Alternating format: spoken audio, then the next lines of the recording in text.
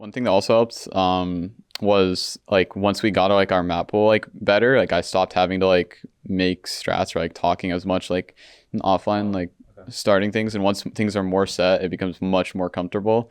So I think that helped too. But also like I think just not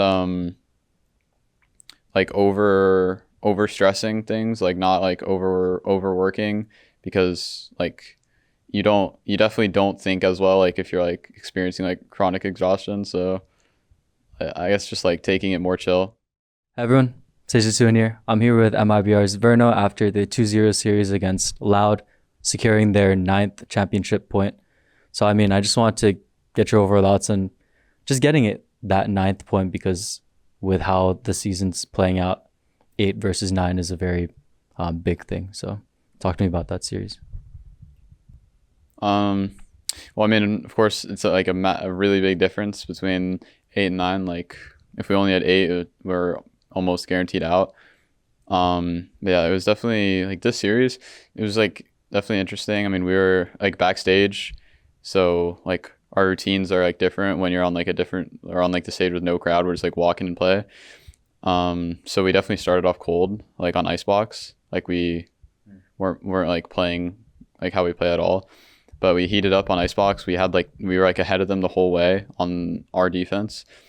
And then same on Sunset. I think we started off like kind of cold, like we were making some mistakes, but we had like 2 pauses like where we reset mentally, like we started like playing better as a team, more disciplined, and then we like snowballed the game well. So Can you talk about those 2 resets mentally? Is it more so just Fraud telling everyone to slow down their breath and then chill with the comms, or was it more so just bringing the energy up in those moments? now it's just like saying like we just gotta play as a team, like we're playing like individually. I mean, that's about it. And then I was like I was handling like the tactics the whole way. Can you ever, in those timeouts, are teams ever able to get really specific with those things, or is it usually just more quick pick me up things and then just a pause to recollect? Wait, what do you mean by specific? Like, for example, are you able to pinpoint minute micro things to like adjust into the next round, or is it more so just guys bring the energy up, keep comms, chill, things like that in those moments? Yeah, it depends. Usually it's like more general only so that like people aren't like thinking about past rounds. It's just like a general thing like moving forward. Sometimes it's like a big thing, like we'll talk about like specific things going forward, but yeah, I guess it just depends. Yeah. Well, I just wanted to ask about you for this stage throughout the entirety. It was a lot different compared to the stage 1. I just want to ask, what has the transition been like going from mid-rounding to... Are you doing mid-rounding and IGLing? What's that been like? I mean, it's definitely like really difficult. I mean, I'm in like a really hard role because I'm also like planning and diffusing, and like I'm the only initiator on all of our maps basically that we showed. So I'm like having to do a lot of things.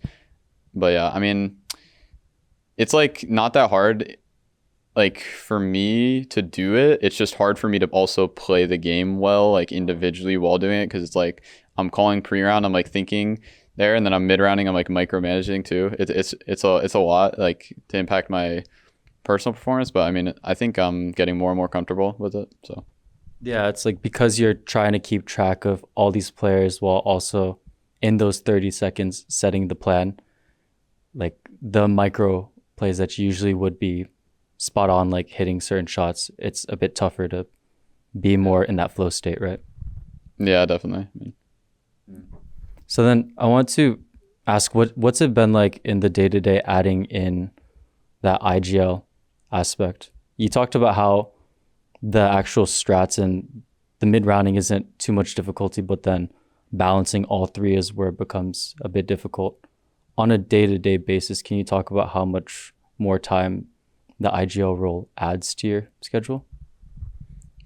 yeah, I mean there's definitely like a lot of difficulty, especially like there, that also like it makes it harder. Like when I started like IGLing the first time, like we didn't have a really like map pool, really. Like we had a pretty bad map pool. So I kind of had to like focus a lot on like each specific map and like preparing all the time. And that definitely, yeah, that definitely also like is like a little exhausting, but I think I've like learned how to manage it. But yeah, definitely when you do something like that like the first time, like you don't really know how to manage it, and like yeah, so you kind of like. How did you manage it? Was it just working with Fraud to have set timetables for like before the match, and then you would move into the actual scrim schedules? Like, what was the most challenging part of like figuring out when to segment time for that? I mean, like personally, um, I well, one thing that also helped, was like once we got like our map pool like better, like I stopped having to like make strats or like talking as much like in offline, like starting things. And once things are more set, it becomes much more comfortable. So I think that helped too. But also like I think just not like over stressing things, like not like overworking, because like you definitely don't think as well like if you're like experiencing like chronic exhaustion. So I guess just like taking it more chill, like balancing. Was the period after stage one and up until now the first time you ever experienced that exhaustion as a player, or have you gone through periods like this before, even with oxygen or in tier two?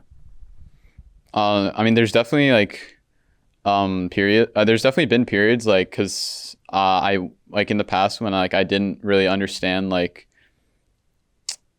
performing as a player as well. So like I would think like I really want this, right? And then I would like overwork sometimes, and like to the point where I wasn't enjoying it, and that's just always bad. But yeah, I think I think it's just it's just like things that you need to experience and you need to learn from, basically. When I speak to Bankar, he seems like a coach that really emphasizes like that balance with things. Was that something that you picked up in oxygen, or was that something that really came to fruition in MIBR?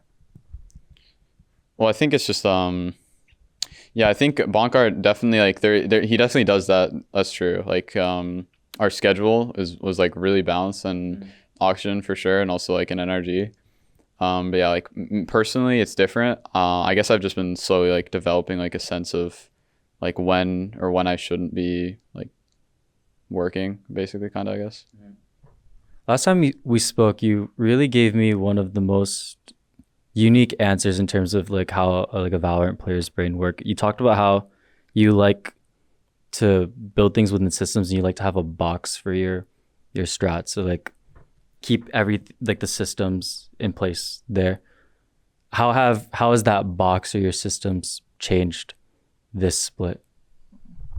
Well, it's definitely, I mean, it's just a lot different, like, because now I'm like before, like I mean, I remember what I said. I said like I like working within like a box. I don't like creating the box, but now, I mean, now I'm doing both. So I'm creating it and working into it. But I think I'm like, I mean, I think I'm definitely, I think as a player, like you definitely grow like a lot as a player, like from doing this. Like if I like stopped IGLing, like maybe like after this year, like I would understand, like let's say I played like Sentinel, like I would understand so well like what my IGL wants from me, basically, because like it's definitely like a really like good thing to experience, I think. But yeah, I think I'm improving a lot, and I'm just learning how everything works real. Yeah, I mean, it seems like creating that box was like mentally exhausting. How long did it take to create those set of systems? Was that the first 2 weeks? Was that EWC? How long was that time frame? Well, when I was calling, because I mean, I started calling after week 1. Yeah. So going into week 2, I mean, at start, I had like 3 days of practice basically, but like for our Lev game. But then like we had more time before 100 Thieves, and I think, yeah, I mean, it was definitely like yeah. I mean, it's like I said, it was just harder at first, but once we got like the ball rolling and we started like learning how we're playing the maps, like developing our map pool, it was yeah. Well, so then this question's really interesting primarily because of the position MIBR is in. How does the next month work for you? Is it just you're going to be on break and it's a waiting game if you qualify for champs, or is it like a week break and then you start practicing a bit? Like, what's the next month even look like for you? Yeah, I mean, I think we'll probably just take like a week break, and then in a week we'll probably like, I mean, we'll know the playoff, we'll know the playoff bracket, and we'll probably have like a good sense of if we're gonna make it, and we'll start pracking, like that, and then hopefully we don't prac and then we don't make it. That would be sad, but yeah. Well, if you do qualify for champs, it would be a fun little thing to see MIBR, and I imagine the Brazilians would love that, especially after everything. Just wanted to give you the floor. Any final words to people that have enjoyed following your career as well as MIBR fans? Thank you for the support throughout my time so far.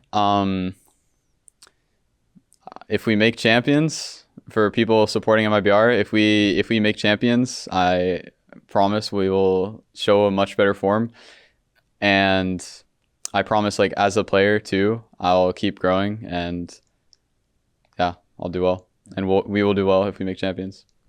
Awesome, Verno. Always appreciate your time.